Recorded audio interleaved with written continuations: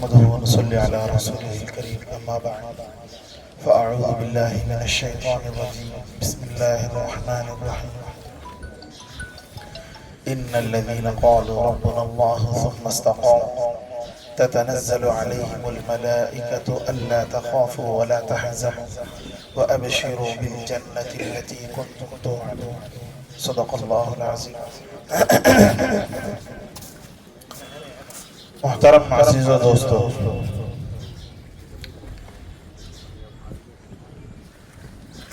ہمیشہ دنیا کے اندر ایک طویل محنت کے بعد انسان کو پھل ملا کرتا ہے.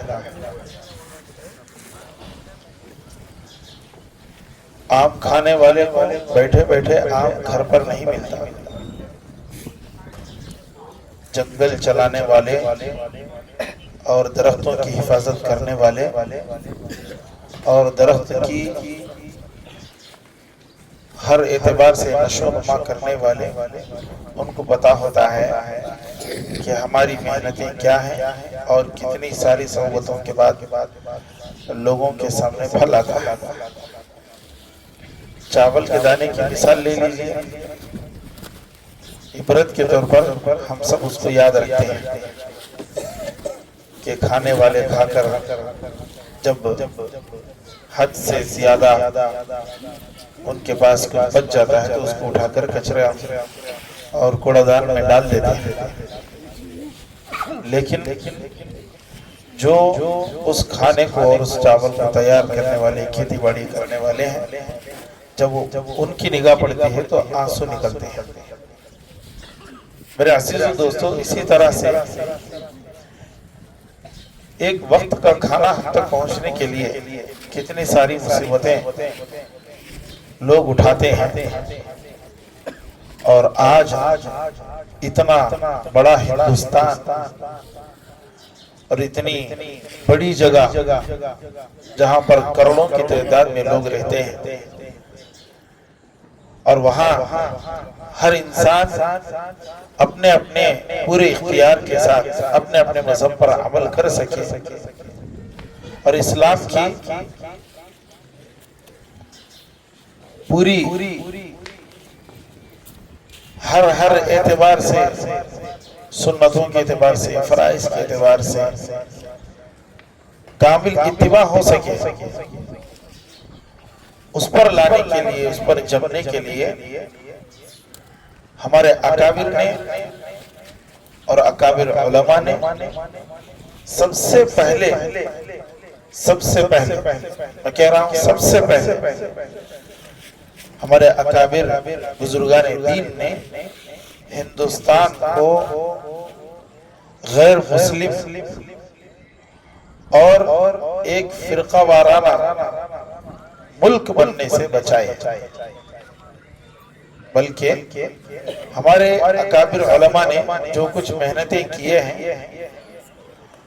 اور جتنا انگریز کے خلاف لڑے ہیں، ان میں صرف مسلمانوں کا فائدہ نہیں تھا، بلکہ اس ہندوستان میں بسنے والے بچے کے سر پر ہمارے بڑوں کا سایہ ہے. عزیزو دوستو، عام طور پر 1857 کی تاریخ کو سب لوگ یاد کرتے ہیں. عجیب ماجرا ہے. دیکھیں، مسلمانوں کے اندر فطری طور پر اللہ تبارک و تعالی یہ چیز رکھ دیے ہیں کہ جو بھی کام تم کو کرنا ہے اللہ کے لیے کرنا ہے، اخلاص کے ساتھ کرنا ہے. آپ اخلاص والا لفظ جو ہے وہ لفظ آپ کو دوسری زبانوں میں نہیں ملتا.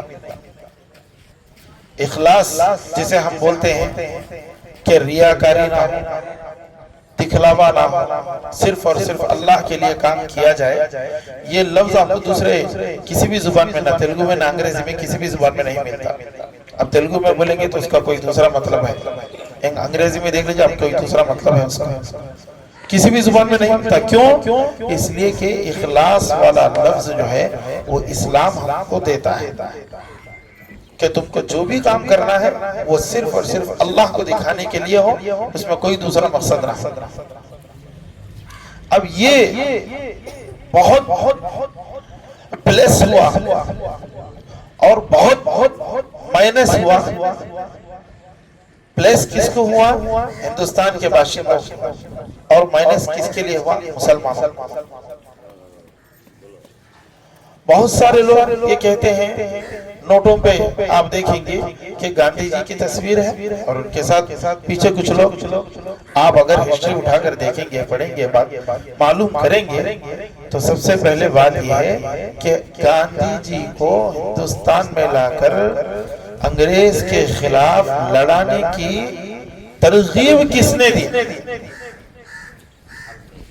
ہمارے اکابر علماء حضرت شیخ الہند رحمۃ اللہ علیہ، جن کے بارے میں ابھی بچے نے نعت میں ان کا نام لیا تھا۔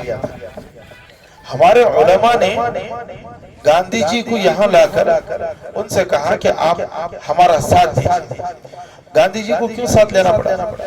آپ نے ابھی مولانا سے سنا کہ ہندوستان کی جو جنگی تاریخ ہے انگریز سے لڑنے کی، وہ کسی ایک دو وقت کی نہیں ہے، بڑی لمبی تاریخ ہے۔ 1601 میں تو انگریز آیا تھا، لیکن اس وقت بادشاہت کس کی تھی آپ جانتے ہیں کہ بادشاہت مغل بادشاہوں کی تھی۔ مختصر طور پر میں یہاں بیچ میں ایک بات عرض کر دوں کہ مغل بادشاہ لوگ جو تھے ان کا راج تھا ہندوستان پر۔ اب جو ہندوستان چھین رہے تھے انگریز چھین رہے تھے۔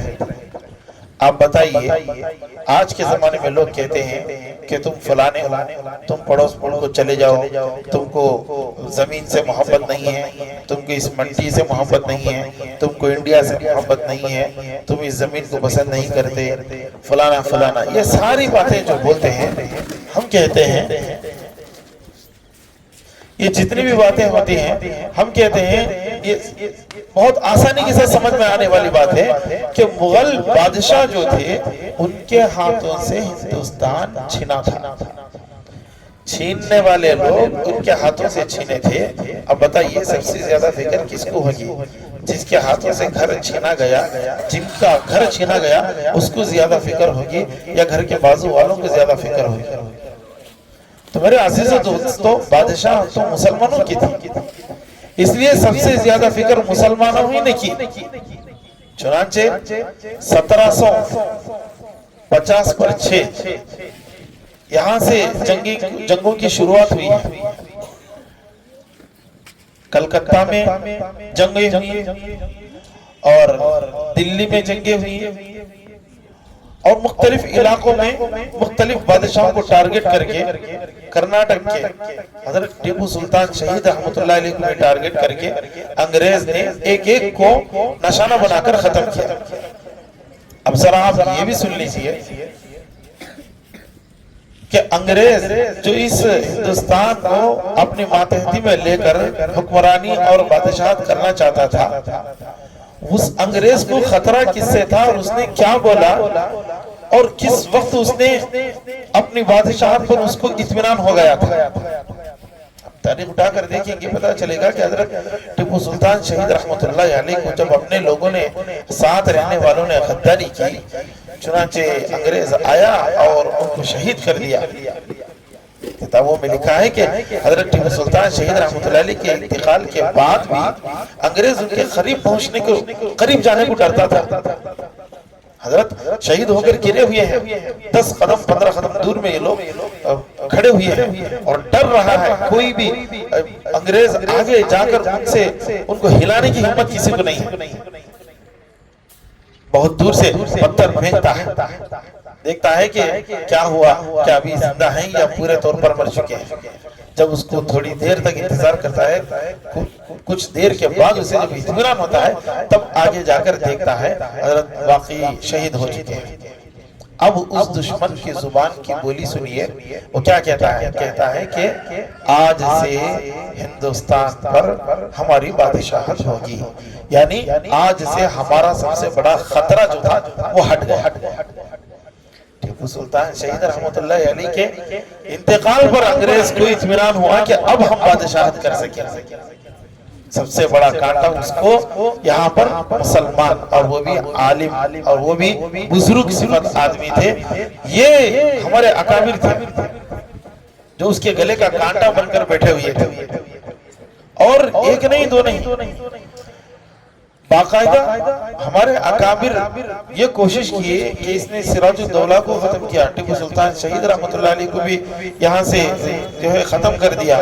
اور بادشاہ شاہ ظفر اس کے خاندان کے 15 آدمیوں کا سر کاٹ کر انگریز ناشتے میں بادشاہ کے سامنے پیش کیا 1756 میں غالباً. آپ اندازہ لگا کہ دیکھیے بادشاہ نے کیا کہا ہے. وہ الفاظ سننے کے قابل ہے. بادشاہ نے کہا ایسے ہی مغلوں کے بیٹے اپنی زمین کے لیے سروں کو قربانیاں دیا کرتے ہیں اور اپنے چہروں کو خون سے رنگین کیا کرتے ہیں. یعنی بادشاہ کو یہ فکر نہ ہوئی کہ میری زمین جا رہی ہے بلکہ میرے لوگ جا رہے ہیں, میرے خاندان کے افراد اڑ رہے ہیں. بادشاہ کے 3 بیٹے تھے اس میں جن کا سر انگریز نے پیش کیا تھا. عزیزو دوستو, ہندوستان کو بچانے میں سب سے بڑی تاریخی کارنامہ اگر سب سے بڑا کسی نے انجام دیا ہے تو مسلمانوں کا. لیکن میں نے کہا آپ سے کہ اخلاص ہماری بنیاد ہوتی ہے. اس لیے ہمارے اکابر نے ہندوستان کی آزادی کے بعد کوئی سیٹ نہیں مانگا اور کہیں پر یہ نہیں کہا کہ ہمارے اسٹیچو کھڑا کریں, کہیں پر یہ نہیں کہے کہ ہمارے فلانی چیز میں ہمارا نام داخل کر دیں اور ہمارا جو ہے ایک حساب سے وہ ہونا چاہیے, لوگوں کو معلوم ہونا چاہیے, نظر آنا چاہیے. نہیں, اس لیے کہ ہمارے اکابر نے اس ہندوستان کے اندر اسلام کو بچانے کی اور عام لوگوں کو اپنی زندگی جینے کا حق دلانا چاہتے تھے. وہ انہوں نے کر لیا, اس پر جو ان کو اللہ دے رہا ہے وہ دے دیں گے. چنانچہ گاندھی جی کی تعریف یہ کہہ کر کی جاتی ہے کہ گاندھی جی بہت بڑے آدمی تھے, ان کو عہدے پر بیٹھنے کا موقع ملنے کے باوجود بھی وہ بیٹھے نہیں, دوسروں کو کھڑا کیے اور مالدار ہونے کے باوجود بھی ایک جو ہے چادر ڈال کر گھومتے تھے, پھرتے تھے وغیرہ وغیرہ بہت کچھ کہتے ہیں. میرے عزیز دوستو, جن کے بارے میں تم کو اتنا تو لوگ جانتے ہیں کہ عہدہ ملنے کے باوجود بھی گاندھی جی نے اس عہدے کو قبول نہ کیا, اس کی وجہ سے گاندھی جی کو بڑا سمجھتے ہیں. اب جو علماء, جو اکابر اپنا استحقاق بھی نہیں بتائے اس دین کے لیے, انہوں نے اس ہندوستان کے لیے انہوں نے جو کچھ کیا انہوں نے کسی کے سامنے ظاہر بھی نہیں کیا کہ ہم نے کیا. آپ سب سے زیادہ نام کس کا لیا جاتا ہے؟ گاندھی جی کا لیا جاتا ہے. آپ کو معلوم ہونا چاہیے کہ گاندھی جی کو بچانے کے لیے ایک ان کا جو خاص خادم تھے وہ مسلمان تھے اور انگریز نے ان کو یہ کہا تھا, وہ کھانا کھلانے کے ذمہ دار تھے گاندھی جی. تو انگریز نے کہا تھا کہ ان کے کھانے میں زہر ملاؤ, اگر تم زہر نہیں ملاؤ گے تو تمہارے ساتھ بڑا خطرناک رویہ کیا جائے گا. زہر دے کر بھیجے اور انہوں نے زہر ملا دیا. جب عین لقمہ توڑ کر گاندھی جی منہ میں لقمہ رکھنے جا رہے تھے, اس وقت بازو ہی کھڑے ہوئے تھے, فوراً آ کر گاندھی جی کے ہاتھ کو دھکا مار دیا, لقمہ نیچے گر گیا اور رونے لگے. گاندھی جی حیران ہو گئے, پوچھنے لگے کہ بھئی کیا بات ہے, کیوں کھانے نہیں دے رہے ہو اور کیوں رو رہے ہو, کیا بات ہے؟ تو انہوں نے کہا کہ گاندھی جی کوئی بات نہیں ہے, بس اتنی سی ہے کہ آپ کے کھانے میں میں نے زہر دے دیا ہے اور انگریز نے مجھے مجبور کیا ہے آپ کو زہر دینے پر, اور میں نے کئی مرتبہ انکار کر دیا, جس کے نتیجے میں آج ہی صبح میں میرے بیٹے کا گلا اس نے کاٹ دیا. اب اگر میں آپ کے کھانے میں زہر نہ ملاتا تو میری بیوی کو قتل کرنے کی دھمکی مجھے دی گئی تھی, لیکن مجھے یہ پسند نہیں ہے, مجھے یہ راضی نہیں ہے. میں ہرگز اپنے بیٹے کو مار سکتا ہوں, اپنی بیوی کو مار سکتا ہوں, اپنا خاندان لٹا سکتا ہوں, لیکن آپ کے ساتھ غداری نہیں کر سکتا. میرے عزیزو دوستو, اور پھر گاندھی جی کو مارا کس نے؟ جس نے بچایا اس کی ہسٹری ہے، اور جس نے مارا اس کا نام تو آپ سب جانتے ہیں۔ میرے عزیز و دوستو، یہ ایک لمبی ہسٹری ہے، ہر جگہ مسلمانوں کو جو ہے مٹانے کی اور مسلمانوں کا نام بدنام کرنے کی کوشش کی گئی۔ 2 لاکھ کا مجمع دلی میں جب سب سے پہلے ہمارے اکابر حضرت سید احمد رحمۃ اللہ علیہ اور شاہ اسماعیل شہید رحمۃ اللہ علیہ دونوں جب جنگ کرنے لگے تو اس وقت میں 2 لاکھ مسلمان تھے۔ ان 2 لاکھ مسلمانوں میں سے 50 پر 1500 صرف علماء تھے۔ علماء تھے۔ کس کس طریقے سے علماء کو تکلیف دی گئی؟ انگریز جان گیا تھا کہ وہ جڑ کون ہے، اس کو معلوم ہے کہ موٹیویشنل سپیچز بول کر دلوں کو بدلانے والا کون ہے؟ قرآن ہے، پڑھا ہوا ہے، مسلمان پڑھتا نہیں اور عمل کرنے کی کوشش نہیں کرتا۔ نبی ہے، انتقال ہو کے زمانہ ہو چکا ہے، اور کوئی ان مسلمانوں کے دلوں کے اندر سے غلامی کے جذبے کو ہٹا کر شاہی جذبے کو پیدا کرنے والے صرف اور صرف اس دنیا میں کوئی ہے تو وہ علماء ہے۔ چنانچہ اس نے علماء کو ٹارگٹ کیا مختلف انداز سے۔ کسی وقت میں 3000 علماء کو شہید کر دیا، کسی وقت میں 1400 علماء شہید ہوئے، کسی جگہ پر اس نے 50 پر 1500 علماء کو اس نے تختہ دار پر چڑھا دیا۔ میرے عزیزو دوستو، آج اگر کہا جائے تو یہ مبالغہ نہیں ہوگا کہ ہر اعتبار سے جنگوں کی، ہندوستان کی آزادی کی ابتدائی سوچ بھی مسلمانوں ہی کو آئی تھی۔ حضرت شاہ عبدالعزیز دہلوی رحمۃ اللہ علیہ نے اس ہندوستان میں رہتے ہوئے 1803 میں سب سے پہلے ہندوستان کے تعلق سے یہ فتویٰ صادر فرمائے تھے۔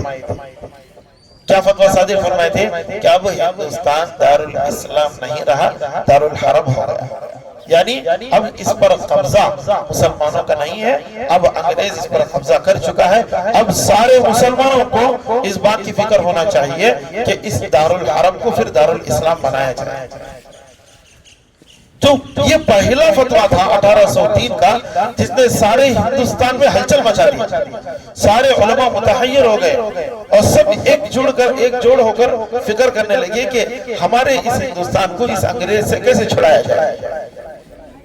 1850 پر 7 کی جو بات عام طور پر کہی جاتی ہے اور اس کو سب سے پہلی جنگ کے طور پر سب لوگ یاد کرتے ہیں، اس کی وجہ بھی آپ سن لیجئے۔ اس کی وجہ یہ ہے کہ سب سے پہلے ہندو بھائی جس جنگ میں شریک ہو کر مسلمانوں کے ساتھ لڑے ہیں وہ پہلی جنگ ہے جس میں ہندو بھائی بھی شامل ہو کر مسلمانوں کے ساتھ انگریز کے خلاف جنگ لڑے ہیں۔ وہ کتنے تھے؟ وہ 1850 پر 7 میں ہندو بھائی لوگ آئے تھے ساتھ دینے کے لیے، اور اس میں کتنے لوگ تھے؟ 30,000 کا مجمع تھا جو انگریزوں کے خلاف لڑ رہا تھا۔ اس 30,000 مجمع میں سے 25,000 صرف مسلمان تھے اور صرف 5,000 ہندو بھائی لوگ تھے۔ اب جب وہ 5,000 بھی شہید ہوئے، اس وقت بھی کامیابی نہیں ملی، تب ان لوگوں نے یہ کہنا شروع کر دیا کہ دیکھو ہمارے بڑوں نے یہ کیا، ہمارے بڑوں نے وہ کیا، اور ہمارے آدمیوں نے ایسا کیا، ایسی قربانی دی، ویسے قربانی، یہ ساری چیزیں تب سے شروع ہوئی۔ ورنہ 1601 سے جب آیا انگریز تو 250 سال کا عرصہ اس کی سوچ کر کہ یہ انگریز ہندوستان کے خلاف ناپاک ارادے کر رہا ہے، لوگوں کو متوجہ کرنے والے اور لوگوں کو آگے بڑھانے والے اور لوگوں کے اندر حوصلہ پیدا کرانے والے صرف اور صرف مسلمان تھے۔ بہرحال میرے عزیز و دوستو، مجھے یہ عرض کرنا ہے کہ اس کے بعد پھر مسلمان بھی ساتھ ہوئے اور ہندو بھائی بھی ساتھ ہوئے اور دوسرے مذہب کے تعلق رکھنے والے بھی ساتھ ہوئے، اور الحمدللہ آج ہم سب مل کر آخری وقت میں جو ہے سب لوگوں نے مل کر اس کے لیے آگے بڑھے اور اللہ کا فضل و کرم ہوا۔ اللہ تبارک و تعالیٰ نے اس ہندوستان کو آزادی عطا فرمائی اور ہم سب مل کر ایک جڑ ہو کر اب ہم آگے بڑھ کر جو ہے خوشیاں منا رہے ہیں اور سب کچھ کر رہے ہیں۔ بہرحال میرے عزیز و دوستو، مسلمانوں